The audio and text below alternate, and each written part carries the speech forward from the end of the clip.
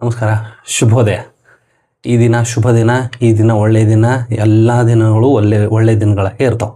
So ಈಗ ಸ್ವಂತ ಮನೆ ಮತ್ತು ಸ್ವಂತ ಮನೆ ಏನು ದಿನ ಅದೇ ಹೇಳ್ತೀಯಲ್ಲಪ್ಪ ಅಂತನೂ ಅದೇ ಹೇಳ್ತಾ ಇಲ್ಲ.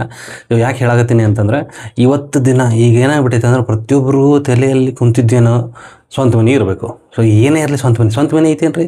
ಜೀವಂತವಾಗಿದ್ದೀರಿ, ಆರಾಮಿದ್ದೀರಿ, ಇಲ್ಲ ಸ್ವಂತ ಮನೆ ಐತೇನು ರೀ? ಸೊ ಹಿಂಗಿರುವಾಗ ಸ್ವಂತ ಮನೆ ಇದ್ದವ್ರು ಎಷ್ಟು ಜನ ಆರೋಗ್ಯವಾಗಿದ್ದಾರೆ, ಎಷ್ಟು ಜನ ನೆಮ್ಮದಿಯಾಗಿದ್ದಾರೆ ಅದನ್ನು ನೋಡ್ತೀರಿ. ಆ ಸ್ವಂತ ಮನೆ ಸಲುವಾಗಿ ಅವ್ರು ಸಾಲ ತೀರಿಸ್ಬೇಕಂಥೇಳಿ ತಮ್ಮ ಜೀವನ ಪಣಕ್ಕಿಡ್ತಾರೆ. ಜೀವ ಸೌದು ಹೋದ್ರೂ ಚಿಂತಿಲ್ಲ, ಸ್ವಂತ ಮನೆ ಇರಬೇಕು. ಆ ಸಾಲ ತೀರಿಸ್ಲಾರ್ದೆ ಎಷ್ಟೋ ಜನ ತೀರ್ಕೊಂಡು ಹೋಗ್ಯಾರ. ಆ ಸಾಲದ ಸಲುವಾಗಿ. ಆ ಸಾಲ ಅನ್ನೋ ಒಂದು ದೊಡ್ಡ ಗುಡ್ಡ ಅದು, ತಲೆ ಮೇಲೆ ಇದ್ದು ದೊಡ್ಡ ಭಾರ ಅದು. ಆ ಭಾರ ಕಳಿಬೇಕಂತೇಳಿ ತಮ್ಮ ಜೀವನ ಕಳ್ಕೊಂಡಾರೆ ಎಷ್ಟೋ ಜನ. ಹಾರ್ಟ್ ಅಟ್ಯಾಕ್ ಆಗ್ಯಾವು, ಏನೋ ಆಗೈತಿ. ಅವು ಆ ಟೆನ್ಷನ್ಗೆ ಆ ಟೆನ್ಷನ್ ಸಲುವಾಗಿ ಅವ್ರು ಶುಗರ್, ಟೆನ್ಷನ್ ಸಲುವಾಗಿ ಹಾರ್ಟ್ ಅಟ್ಯಾಕ್. ಅರ್ಧ ಟೆನ್ಷನ್ ಸಾಲದಿಂದನೇ ಇರ್ತೈತಿ. ನೋಡಿರ್ಬೇಕಾದ್ರೆ ಸಾಲ ಇದ್ದವ್ರಿಗೆ ಜಾಸ್ತಿ ಟೆನ್ಷನ್ ಇರ್ತೈತಿ, ಸಾಲ ಇಲ್ಲಾರ್ದವ್ರಿಗೆ ಜಾಸ್ತಿ ಟೆನ್ಷನ್ ಇರೋಂಗಿಲ್ಲ. ಸೊ ಹೀಗಾಗಿ ಆರೋಗ್ಯವಾಗಿದ್ದೀವಿ. ಆ ಮನೆಯಾಗ ಅದ ಸ್ವಂತ ಮನೆ.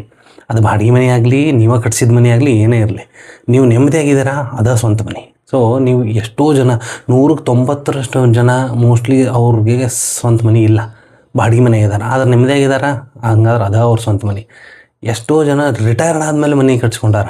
ಅವ್ರು ಅಷ್ಟು ದಿನ 30-40 ವರ್ಷ ಬಾಡಿಗೆ ಮನೆಯಾಗ ಇದ್ದವರು ನೆಮ್ಮದಿಯಾಗಿದ್ದರು, ಖುಷಿಯಾಗಿದ್ದರು, ಮಕ್ಕಳು ಬೆಳೆದ್ರು, ಮೊಮ್ಮಕ್ಕಳು ಕಂಡ್ರು, ಎಲ್ಲರೂ ದಾರಿಗೆ ಹತ್ತಿದ್ರು.